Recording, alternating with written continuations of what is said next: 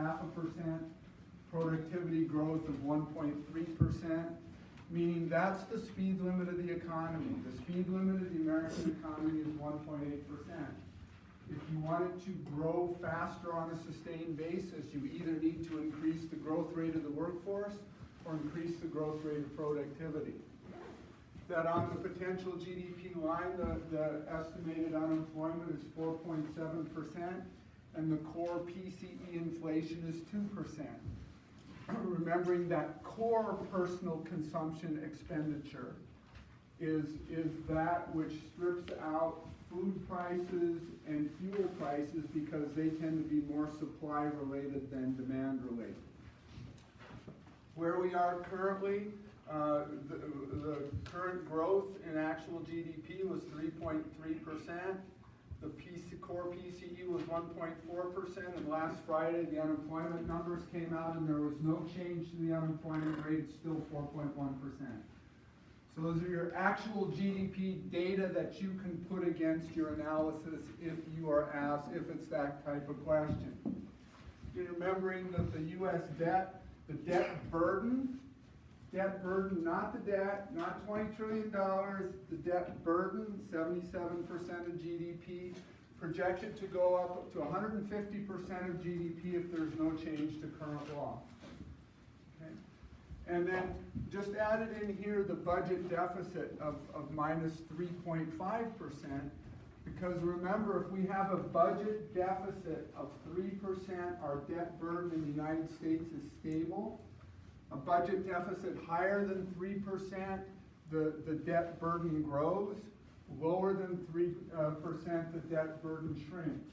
So fiscal year 2017, the deficit was 3.5%, and so we're already seeing the debt burden starting to grow.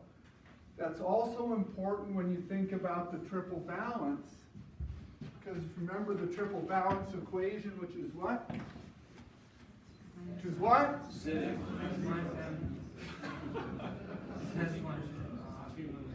Okay? And you're trying to look at it, what is it for the United States? This is always really hard, but I know my two other data points. I know the current account balance is minus 2.6% of GDP. I know that this side, therefore, must be minus 2.6% of GDP. I know that this is minus 3.5% of GDP, so I know what this is. What's that? Plus 0.9. So here's the data I put in pink, kind of the new ones that haven't been up there before. The final thing, again, just before we launch into your questions, is what I would think the 3 keys to success for you are. And you notice that up there, none of them is about substance, because you know the substance. Every single one of you knows the substance. Your challenge is, how do you translate the substance onto the piece of paper? 3 questions, 2 hours, i.e. 40 minutes per question. The first, as we've talked about before, is structure your answer. So you're not wasting time going in a lot of different directions, but you actually identify what the issue is and how you're going to solve it. Simplify. You know, we can all go into these extreme what ifs. You know, what if there's nuclear war tomorrow? What will that do to investment? You know, type things. But that's not what we're about. We're not counting the number of angels on the head of the pin. This is the basic understanding. Simplify, simplify, simplify. If you're taking the exam and you're into it and suddenly you're down this path and it's really complicated and you don't know how to get out, go back to where you got lost and simplify it and take a simple path down the story. Once you've got the simple path, once you've simplified and showed you understand the basic concepts, then if you have time and implication and inclination to do so, then you can bring in other factors. But get the basic story down. Simplify, simplify, simplify. And the single most important thing is relax. You're going to do fine. It's easier than a paper. It's easier than a take-home. If you're doing a paper, how many hours would you spend on it? Somewhat more than 2 would be my guess. It's 2 hours, and then you're done. And you know, it's the damnedest thing, on Friday morning, the sun's still going to rise. and you're going to have done fine, so just don't worry about it. Just chill. Just structure, simplify, and relax, and feel sorry for your instructor who has to read all these things. I got to read 31. Others have to read fewer. Okay? So with that, this is your time for any questions, anything that's on your mind that can help you eliminate obstacles to being successful on the exam. We'll give you a heads up if there are questions that are kind of how many angels on the head of a pin, or what about this extreme case. I'm going to ask to take it offline, because it's not a time to confuse, it's a time to nail down and simplify. So with that, I'm going to clear my throat. What's on your mind? What can we fix? Ma'am? With the midterm, I felt the structure part. A little louder, please. Sorry. With the midterm, I felt the structure part was very, what you gave us was very helpful for the capital, for the flow, the trade and flow and all of that. I would like a 5-minute overview of just the structure. Okay, so we'll go through the trading capital flows leading to the triple balance, kind of what's the thought process that then you can take off from to solve any question you come at. And again, the starting point is the trading capital flows, I think, immediately triple balance. And so that tells me, how do I get to the triple balance, and then how do I use the triple balance? First, how do I get to the triple balance? Step one, I start with the balance of payments. What's the balance of payments for Tajikistan? Zero, right? The balance of payments is zero. Hence the word balance in there. And what is the balance of payments? The balance of payments, and let's use the United States as an example, because it's easier to be specific than to say in general and start using all these abstract terms. The balance of payments for the United States is the record of the interaction of the American economy with foreign economies. It's how does the American economy interact with the rest of the world. And it interacts in two ways. It interacts in terms of goods and services, exports and imports, which we call the current account. The current account is largely exports and imports. We've been calling it X minus M. The other way it interacts is in terms of money, i.e. capital flows, which we call the financial account. What do I mean by capital flows? This is very important. Capital flow is money that crosses an international border to buy assets. What do we mean by assets? Assets can be real assets, meaning plants and equipment, R&D, buying businesses.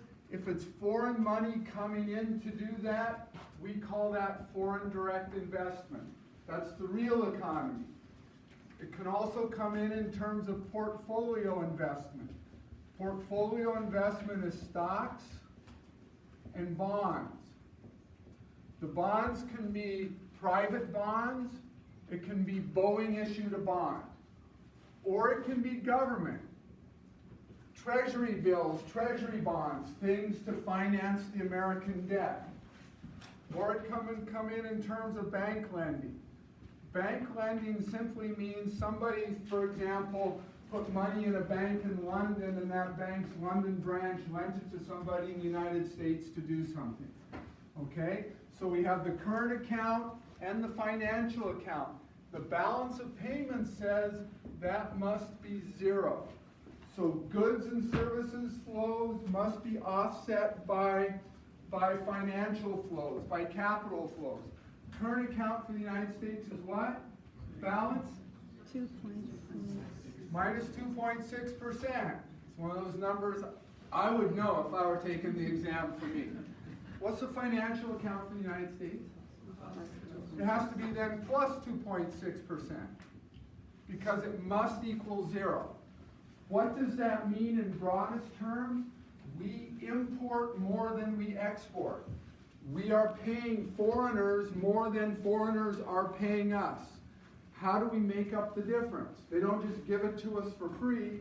We make up the difference by selling assets to them. We sell companies, we sell buildings, we sell stocks, we sell bonds. So it means that we make up for the deficit in terms of buying more than we're selling by selling assets to make up the difference. So that's the balance of payments, that's the record of America's interaction, American economy's interaction with the rest of the world. That's great, but that's not very helpful to me in policy terms. I don't know what to do about this. So let me turn it into something that's helpful in policy terms. And so we turn it into the triple balance. How do we turn it into the triple balance? Well, remember that there are two different ways to express actual GDP. Remember, there's the way we use in the GDP story, which is what? We say it's C plus I plus X minus M plus G. That's basically what the money is spent on, right? Out of actual GDP, money is spent on consumption goods, it's spent on investment goods, it's spent on net exports, or it's spent by the government.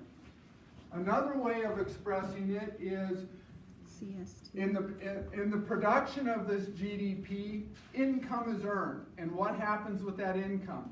By definition, only one of three things can happen to the income. The income can be consumed. Be like my household, 110% of your income on a regular basis. Okay? The income can be taxed, can be taken by the government. By definition, anything that you don't consume or is not taxed is savings. And that's not just individuals, that's also firms.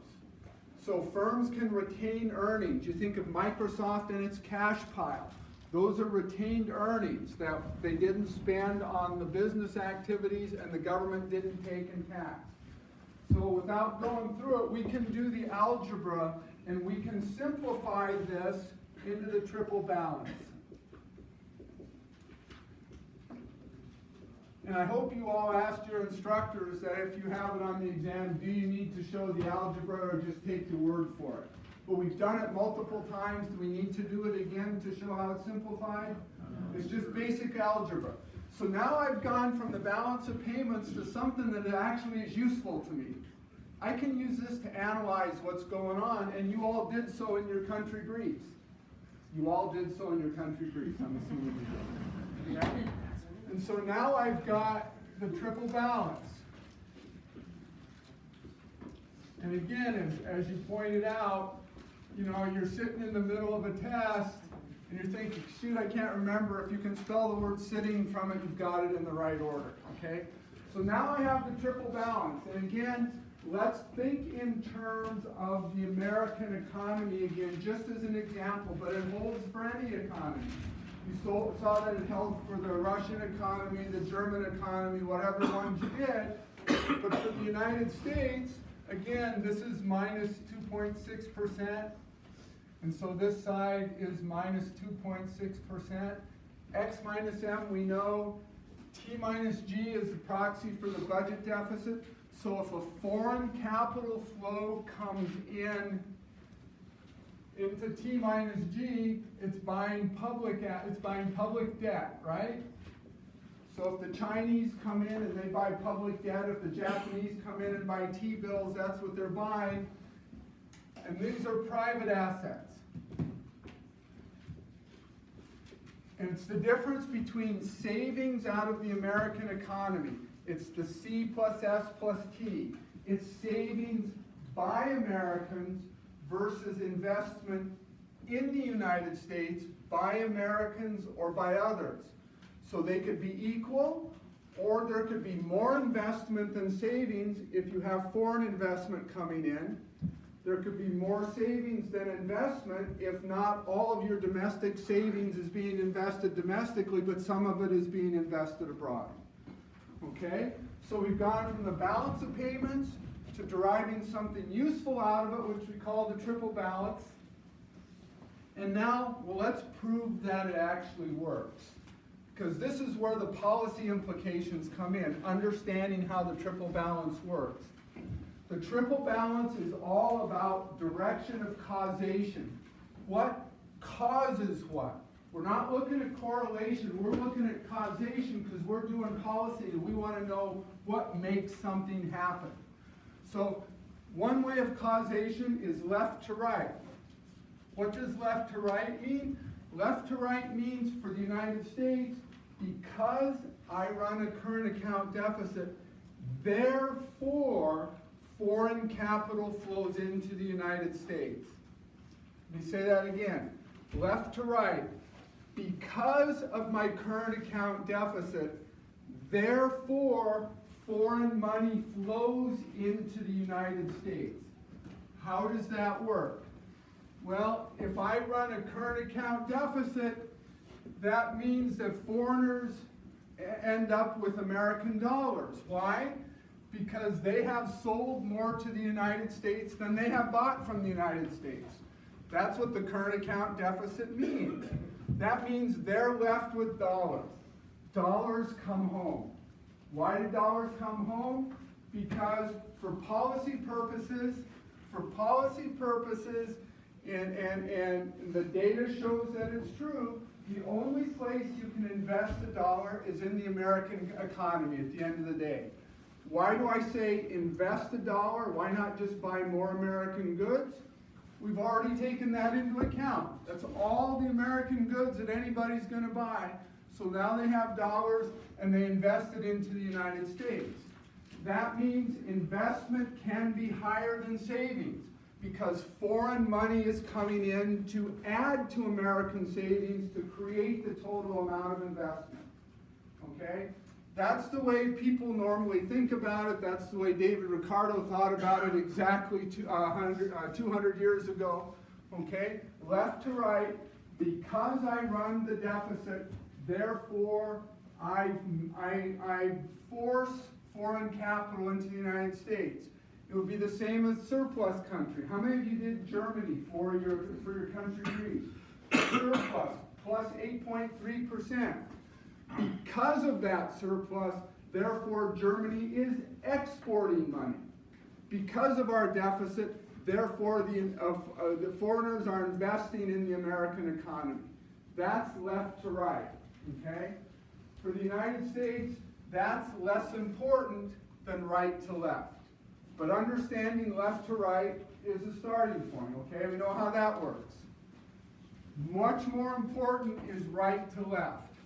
This is what is driving it today. And there, what's very interesting and initially counterintuitive, but not to you anymore, is foreign capital flows into the United States create the current account deficit. Okay? The current account deficit is not created by trade deals. It's not created by the behavior of American consumers preferring foreign goods over domestic goods. It is created by foreign capital flows. It starts with foreign capital flows that leads to causation that causes the current account deficit. So if you're on the exam and you're answering a question about the triple balance and you're talking about right to left, if the words exports or imports enter in before the fourth or fifth sentence, you've got it wrong, okay? You've got it wrong because that's the result. That's not the starting point. Let's take an example. I find with this, it's just a whole lot easier to do an example.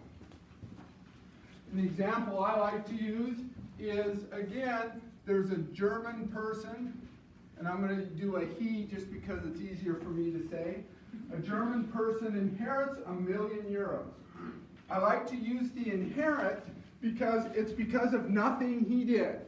It's not because he exported. It's not because he imported. It's not even because he has a job. He just has €1 million. His aunt died or something, okay? €1 million. And he looks around, and what do you want to do with your €1 million? Well, you want to get the best combination of safety and return that you can. So you're motivated by fear. Where am I going to invest those euros so I know I can get them back when I need them? And you're motivated by greed. Where can I get my biggest return? Well, he's looking around, and he's looking at around, and he thinks he gets the best combination of fear and greed in the American economy. Why? Well, you guys are the first class, since I've been here, that you're growing at 3.3%. So that tells me that the American economy is growing, and I can benefit from investing in that. Interest rates are going up, and they're higher there than they are in Germany. So if I invest in the American economy, I can get a higher return. And in fact, not that it should distract you, but I think the Open Market Committee is going to announce another rate hike this afternoon. So greed tells me I want to invest in the United States because the American economy is relatively more attractive, and it's safe. It has rules, it has courts, I can get my money back. So I want to invest in the American economy. But I can't invest euros in the American economy, I'm sorry. I can only buy American assets with dollars. So what do? I turn my 1 million euros into however many dollars that is, like $1.2 million, and I invest them in here, okay? That makes this go down because it makes overall investment greater than savings. Savings didn't change. That's the American economy. Nothing changed, but now there's more investment because I have that extra $1.2 million that the German put into there. So this side goes down. Everybody okay on this? The thought process so far. The American economy is relatively more attractive. It attracts foreign investment, which means investment is higher than savings, and that side goes down. And then the question is, well, just because those euros flow into the American economy, you can't make me buy more imports. There's no law that says, euros in, you must go to Walmart and buy more Thomas the Tank Engine. So how does it cause it? How does it force it to happen? It forces it to happen by the impact on the value of the dollar, okay? It's working through the markets. It's not regulation. And we haven't said anything about exports and imports yet. It's entirely about investment in an attractive economy. Well, let's see how it works. This is the market for buying dollars. And in this case, it would be with euros, but it could be with any foreign currency. Always define the market. So many times, people get confused by not being sure what are they looking at. What are you buying and selling? This is using euros to buy dollars. Okay? And so this is the value of the dollar in euros. This is the quantity of dollars that people with euros want. We have supply and we have demand, and that leads to an equilibrium where this many dollars are purchased with euros at this value. So what happens? Now the American economy is relatively more attractive, and this is now just bought $1.2 million. You do that economy-wide, and what does that do? That makes the demand for the dollar go up. And why? And then with the demand for the dollar going up, the quantity of dollars bought increases, yes, because he just bought dollars to put into the American economy. But to generate those extra dollars, the price for each dollar had to go up, so the value of the dollar went up. If the value of the dollar goes up, what happens to exports? American exports go down. Why? Because they are more expensive in foreign currency. If each dollar commands more euros, then the price of something in euros is higher, and the demand for it goes down. The same way imports go up, so therefore this goes down as well. Nobody required anything, but simply because the American economy was more attractive, the current account deficit got more negative.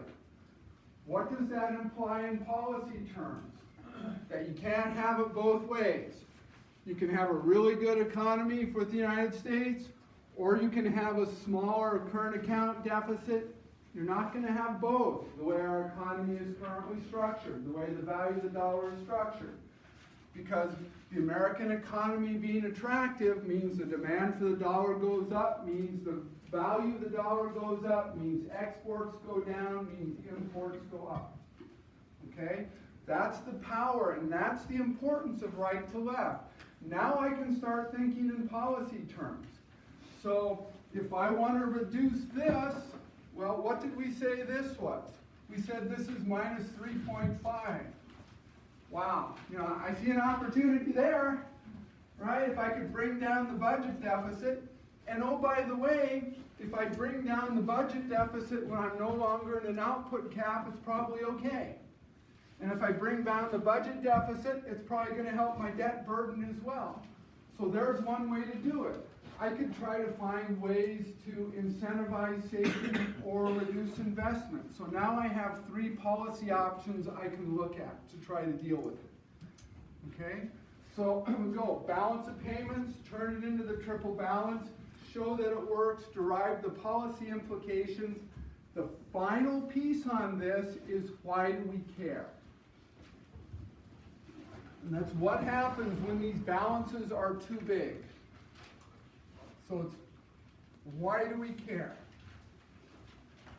Well, if you think for a deficit country, there are a number of downsides to having those balances be too large. One is it may have an impact on the financial system. Remember, all of that capital is coming in. And what do we mean by capital flow? It's money that crosses an international border to buy an asset. Can your financial system handle that? You can make, I think, a very strong and compelling case that the answer for the United States was no, and that's what led to the financial crisis beginning in 2007, 2008. If you're a smaller economy, all that money coming in may overwhelm your banks. It may overwhelm your ability of your country to handle it. So if the deficit's too big, it may have an impact on your financial system. Think back to what trade does. It may have an impact on the composition of jobs. It will not have a permanent impact on the number of jobs because that's a GDP story. The number of jobs is based on 2 things. It's based on the size of the workforce, because that's the potential number of jobs, and it's based on where you are on the damn curve, because if you've closed your output gap, then everybody who could have a job does have a job. That tells you the number of jobs, but trade may change the composition of jobs. I used to work at a factory creating air conditioners. That factory was put out of business by foreign trade, and so now I'm a greeter at Walmart instead. I still have a job, but I have a different job, and it may not be the composition of jobs you want in the economy. So this is when we talk about the hollowing out of the American manufacturing workforce, which you may or may not believe. Really check out the data and the analysis behind that. But if you're saying that we have fewer computer chip makers and more potato chip makers or more Walmart greeters, that may be an impact. You may also have a political backlash. Very much coming from this. And just over a year ago, we had an election where both major candidates ran against the current account deficit. They both promised to take measures to restrict trade to bring that current account deficit down. Well, remembering that there are real benefits to trade, if you create a political backlash, you may be giving up some of those benefits of trade, whether it's specifically to trade or to trade agreements more broadly, benefits that would come from NAFTA, from the US-Korea free trade agreement, and so on. So I think the case for the deficit countries, deficit is too high is pretty easy. But there's also a case that a surplus is a problem. Surplus countries have a problem. Surplus. First of all, if you kind of tank your customer. What do I mean by that? The United States current account deficit at the beginning of the Great Recession was minus 6.6%. Our current account deficit was 6%. 3 years later, it was 1%. Why was that? Our economy tanked, we didn't buy as many imports. So if I'm an exporter and I run a big surplus and my customer markets tank, I'm not gonna be able to sell them anything. So that's a problem. And a related one, again, is kind of the political backlash. So if there's a political backlash against trade in my customer markets, it may impact my trade. If I'm NAFTA and there's a political backlash against trade in NAFTA in the United States, if I'm Mexico, that's going to damage my trade. If I'm Canada, that's going to manage my trade. Well, where the power of the triple balance comes in is that there can also be real downsides to individuals living in those countries. Let's take Germany for an example, okay? Let's look at Germany here. Germany, you told me this was the triple balance is plus, the current account is plus about 8.3%. And this is actually in surplus, but let's just call it zero now, just to make it simple. So that applies, this is 8.3%. Savings is greater than investment by 8.3%. If savings is that high, what's that mean for consumption? Consumption must be low. So consumption may be too low. How do you know? That's a political decision. That's not an economic decision. But you may have a generation that's coming up and they're on social media and they want what the Americans have.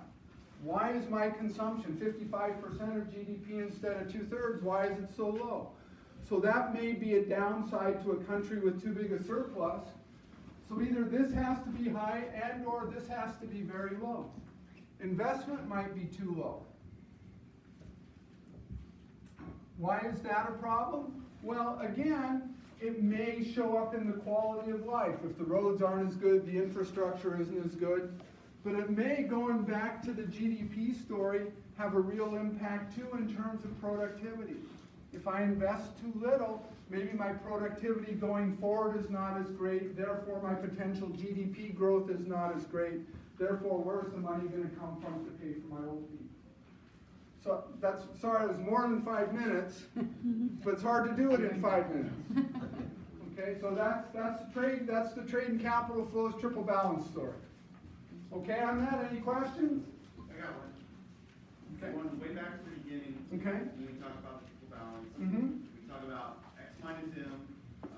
Countries are exporting to the United States, getting U.S. dollars. Right. And they got to do something with those dollars, so they go back in terms of the financials. Right? That's right. Do we ignore the dollars that never come back to? We know a lot of U.S. cash stays overseas indefinitely. But it eventually comes back and displaced one way or another. So it may not be this dollar, but it may be that dollar.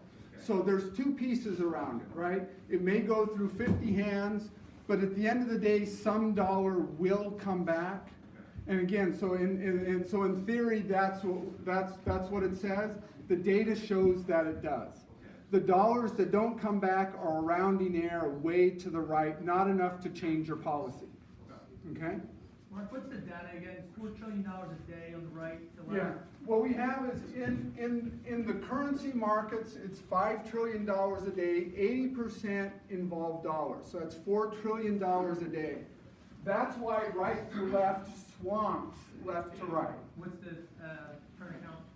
Well, if you think of kind of trade in exports and imports for the American economy are what, about 28% per year? What's 28% of $19 trillion? It's somewhat less than $4 trillion a day.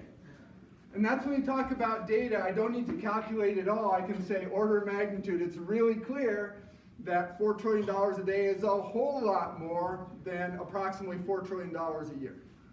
Okay? Any other questions? Yes?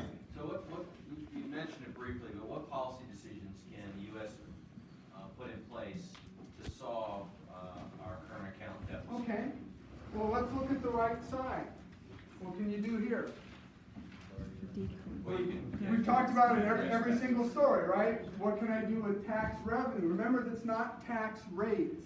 It's tax revenue and government spending. So if I did something to reduce my budget deficit, that would have a cascading impact across all three stories. I can do things to incentivize savings. Any of you have tax-free retirement accounts or investment accounts? That's a government policy to incentivize savings. So you can think of you could do, the government of Chile says, I think it's 10% was the last I heard, 10% of wages must go into an investment fund for future pensions. That's a way to increase savings. I can think of a way to decrease investment if that's what I want to do. It may not be what I want to do, but I can tax investment, or in our current situation, tax environment, I could eliminate the tax breaks for investment and make investment relatively more expensive. So I have 1, 2, 3, 4 things I can do here. And I can do things here to change the absolute value of X and the absolute value of M. I can do things to shift whether it's more from China or more from Vietnam. But given the overwhelming swamping of this to this, I can't do much here to change the difference. I can go, from 11 to 10, I can go from 2 and 1. It's still minus 1, it's still 1, okay? So again, I think you can just use your common sense. Now you know what the policy targets are. That's why we need to turn this into this, because now I have all those policy targets. So we incentivize savings, so that means Americans don't have money to spend on X or that. Okay, and remember, where does savings come from? Savings comes from households, so it might be less to spend on C, but if that money then flows through into productive investment in the economy, it may show up as I, or it may show up as only financial. But the Americans save about 5% of their income. The biggest savings comes from firms, financial firms and non-financial firms. It's Apple with its giant cash pile, in the United States as well as outside. It's Google with its cash pile. And so are there things you can do to penalize or to incentivize companies rather than keeping those as savings to invest them in the productive economy? So you're okay, so you got 40 minutes and you can whip out the best trade and capital flows answer in history. If it shows up on the test. I don't look at the questions because I don't want to be accused of guiding you in the wrong way. So if that's common sense, right, and we campaign against the current account deficit, then how do our current policies to decrease taxes and to slightly increase government spending, where are we missing that affecting trade and capital flows? We didn't say. We're not missing. What will happen, okay, if T goes down and G doesn't change? I mean, remember, T is the revenue. If T goes down and G doesn't change, what happens to T minus G? It's more negative. T minus G is more negative. What happens to X minus M? It's more negative, okay? But what the administration is saying is that won't happen. By reducing the tax rates, T will actually go up because I will get more revenue overall, right? I can reduce the tax rates and get more revenue. That's what underlines their analysis. And so it depends on your analysis. Does it lead you to the same answer, or does it lead you to tax cuts being tax cuts? And that's one way to see it across. You can think, will it have an impact on I? What will companies or rich people do? Will they keep it in the country, or will they take it out? If it shows up in more I, more financial I, this being more negative may lead to this being, to going down, which makes this even more so. So you can connect all the dots. If you end up dealing with any kind of policy question with this, just connect the dots in a way that makes sense. There are no school answers. There's no right answer or wrong answer. The right answer is the one that connects the dots in a logical way that makes sense. The wrong answer is the one that doesn't connect all the dots in your thinking. Okay. Tom, you want to spend time on anything else? Or is this the only thing you care about? Yes, so on the first exam, we got the question about the Trump administration trying to maintain 3% GDP growth. Right. So that was knowing that, all the stuff prior to X minus M. So if we were to answer the question now, using what we learned with trade flows, as part of our answer, not just C plus I plus B? Okay. What would you, Well, that's where it's really important to understand what kind of a question is that. That was a GDP question, you treat it as an actual GDP question. Because another way, let's set that aside for a sec, you could treat it as a potential GDP question. Because if the administration says we're gonna grow at 3% on a sustained basis, this has to grow at 3% on a sustained basis, doesn't it? Otherwise, what happens? If we use the damn curve, what happens if we grow, and again, this is potential GDP, this is actual GDP, this is dollars, this is time. So we're probably figure right around here someplace, right? In terms of where we are on the damn curve. If this is growing at 3% and this is growing at 1.8%, what happens? An inflation gap. So one way to look at it is to sustain 3% growth, you need to increase potential GDP growth by 3%, so up to 3%. And then with that is how do you get actual GDP growth to grow at 3%? Which means you need to basically keep this at about the speed it's going now, because it's roughly 3%. There'll be a third revision next week, who knows what it will be. But it's roughly there now. So how do we keep this there now? What the administration is using is fiscal policy, isn't it? What are they doing with respect to fiscal policy? Which lever are they pulling? They're pulling taxes down. Right? I mean, tax revenue down is their fiscal policy lever.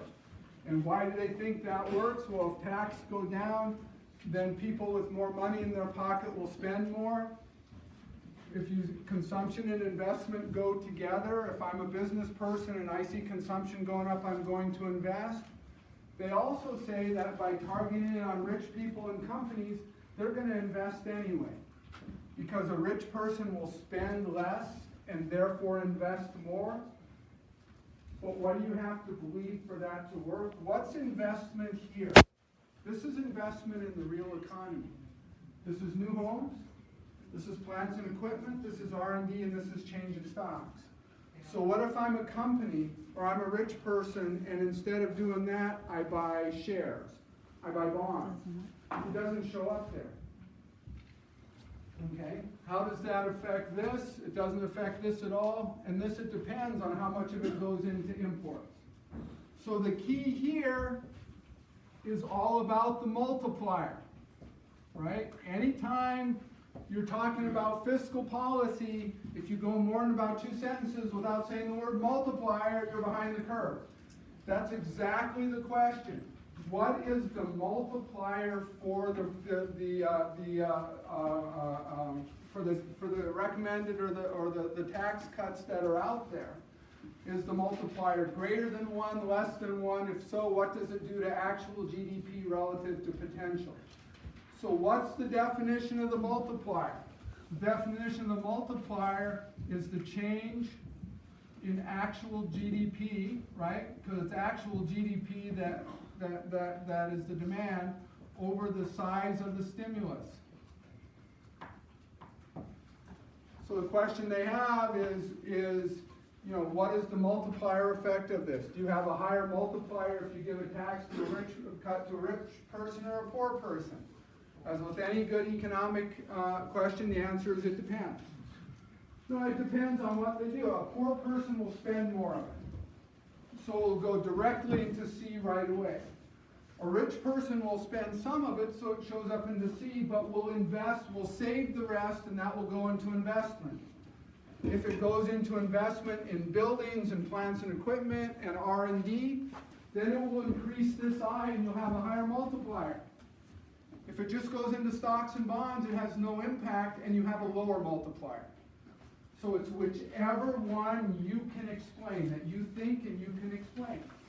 Because sometimes it's one and sometimes it's the other. There's no law that says you do one or a law that says you do the other. It's what's going on. Currently, for companies have a giant cash pile. What does that tell you? It tells you they don't see enough demand to invest in the real economy. So it tells you that a tax cut to a corporation is likely to go into savings or share buybacks. What does it tell you for a rich person? It tells you I can make more money investing in financial assets than I can in real economy assets. That might change. You've got growth of 3.3%. Maybe now I start to see an opportunity and I invest. What's the right answer? It's whichever one you can justify. Okay? But if you talk about the tax, so we talked about the tax cuts, it's really interesting. It plays across all three stories.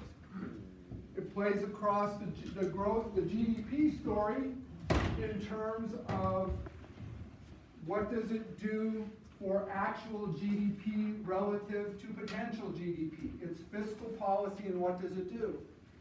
It has an impact on the debt story because if the deficit is larger, the debt burden will be larger. If the deficit is smaller, the debt burden will be smaller. You know, depending on whether the debt is above or below 3% of GDP. And as we see, it has an impact on the triple balance story because it impacts this and it may impact that. So it cuts across all three. Were I answering it on an exam, I'd pick one. Pick one and take it all the way through that you show you know it. Then if you have more time, you can go into the others, but prove you can do one. Because my assumption anyway is if you can do one, you can do them all.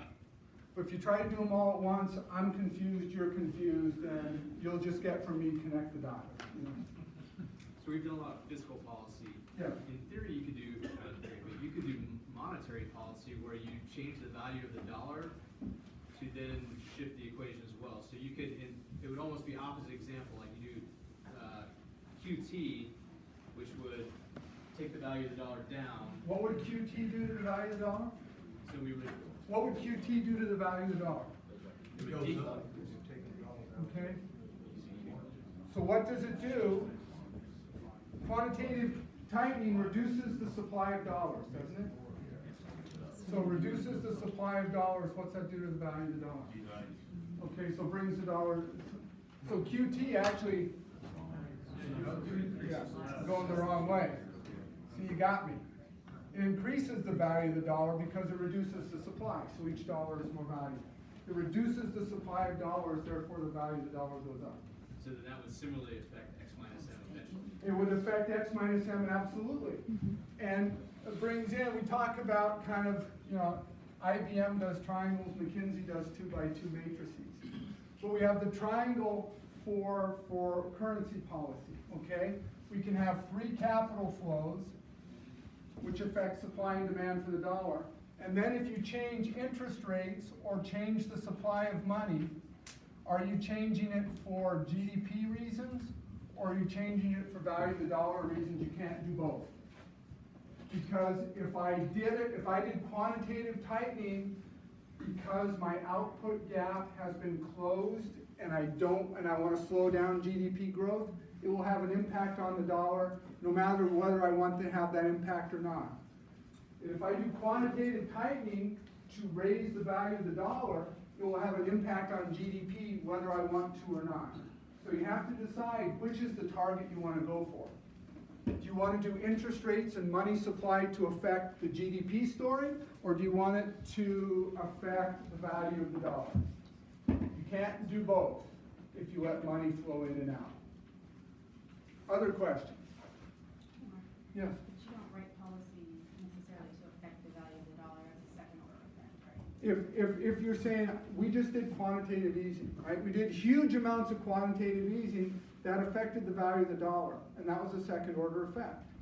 Because why did we do it? We didn't do it to affect the dollar. We did it to close an output gap on the damn curve.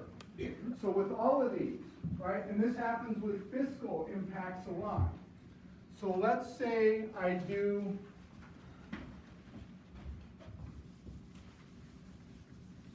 let's say I'm really starting to get worried about the debt burden.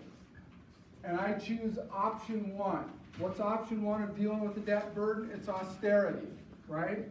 So option, because what's the U.S. projected debt burden is this, right? And we're right here, and this is headed up to 150%.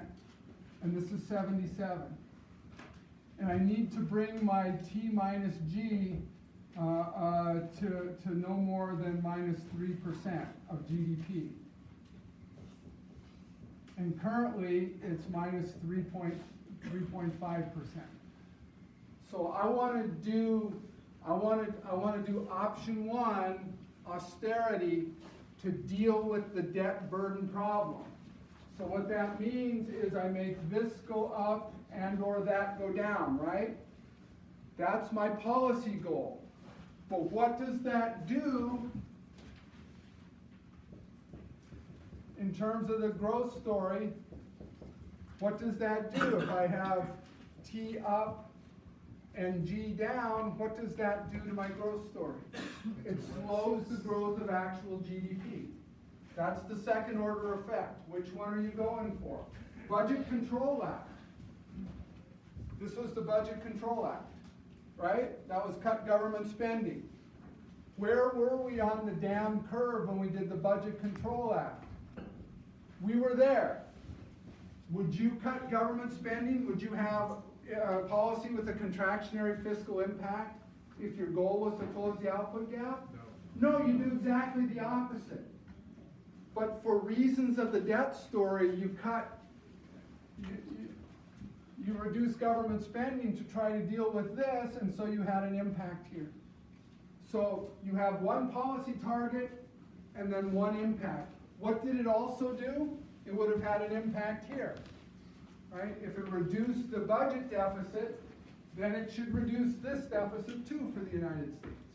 But the target was the debt burden story, the debt story, and it had impacts on the other two stories which policymakers needed to somehow mitigate. How did it get mitigated in the United States? Well, the GDP piece was mitigated because the Federal Reserve kept monetary policy looser for longer. So they're saying fiscal tightening, but if I have kind of monetary easing, I can try to offset that. So the reduction in consumption from less government spending, I offset by keeping interest rates low and keeping lending and borrowing up higher. But again, the Fed is independent, you can't coordinate. The Fed, you can't have the Treasury Secretary say, we're going to reduce spending and you reduce interest rates. They just have to kind of do signaling and be aware. Other questions? Good. Two things. Relax tomorrow and have a great holiday. Well done. Good job, everybody.